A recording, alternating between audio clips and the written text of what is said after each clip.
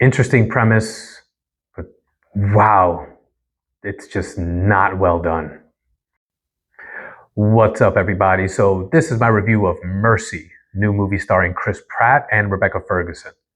The premise of this movie, I think, is a really interesting one, but the execution is abysmal, to say the least. Chris Pratt's character is someone who created this program, this AI program, that is basically replacing the justice system. So the judge, jury, and executioner are all in the hands of AI. And the accused has 90 minutes to use this AI and access cell phone footage, surveillance footage, call witnesses to prove that they are innocent. They are already presumed guilty, but it's up to them to prove that they are innocent.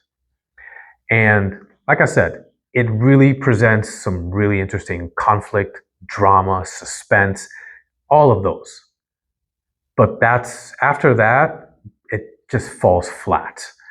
Uh, as far as like the ideas that it's trying to present, it doesn't really go anywhere. It doesn't have the depth that maybe Minority Report had.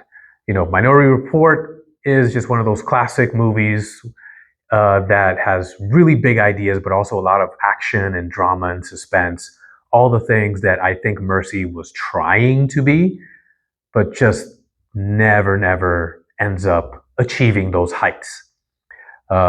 Maybe if Steven Spielberg actually did want to do something similar in this vein, it would have turned out differently. Now, having said that, I do have to give some of my props. I got to give flowers to Chris Pratt because he's great at the comedy. He's great at action comedy. He's good at, being serious in moments. Like when you think of, Parks and Rec or the Guardians of the Galaxy movies, he knows how to, navigate the funny and the serious, for moments, at least as far as we've seen. But if you've seen The Terminal List, which has zero to no moments of comedy in it, you can see how he can pull something like this off. And the reason why I want to put special emphasis on his performance is because the script gives him almost nothing to work with. Yet he's still able to come across as believable in all of the range of emotions that he's going through. And so I credit, that's the number one thing that stuck out to me about this movie is like, wow, it's like he's stuck in one place. He's strapped to this chair with 90 minutes to prove his innocence, and there's not a lot of room for comedy in that situation, and he really brings the urgency that is needed for a role like this.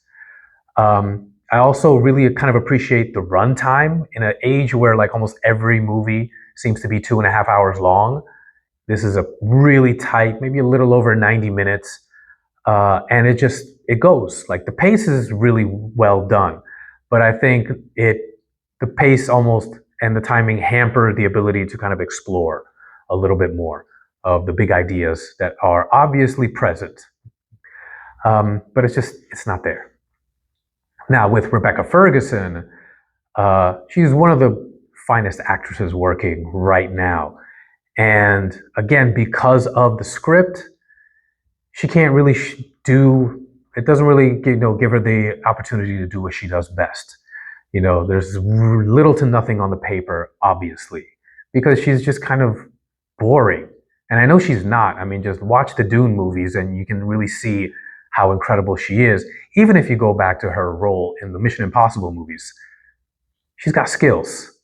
She's incredible at what she does, but the script just does her no favors. And it's not like the role itself in general can't produce that. I mean, all you have to do when you think of menacing AI that says very little, all you got to do is think of Hal in 2001: A Space Odyssey. Now, of course, you also have Stanley Kubrick doing that. One of the finest directors of all time. You don't really have that with Mercy, which I forget the name of the director. I remember it's very difficult to pronounce. He's a Russian man. But I know he directed Wanted and Abraham Lincoln Vampire Hunter. I'm a big fan of Wanted. I actually really liked Abraham Lincoln, A Vampire Hunter. It sounds ridiculous, and it is, but it's a fun time, and it still works. Um, but to me, the main issue, the main plot hole with this movie is just the obvious in the sense of AI is judge, jury, and executioner. Why can't it also be the advocate, where it accesses the witnesses and questions them and the footage of all that there is? Why can't AI just analyze all that and figure out for sure whether or not somebody is guilty or innocent? So that was just a glaring plot hole that came to mind maybe 5 minutes into the movie. And also, it's in the movie theaters. It's in IMAX. I think there's even a version of it in 3D, and you can kind of tell which moments were meant for 3D. Um, yeah, this is a movie you can definitely wait for streaming services. This reminds me of the type of movie that back in the day you would watch on the Sci-Fi Channel, or like at best an HBO movie. This is not really a movie that entices people to go to the movie theaters and pay good money to watch. Anyways, that's all I got. What about you guys? Let me know what you think in the comments below. Smash that like button, click subscribe, and I'll see you guys next time.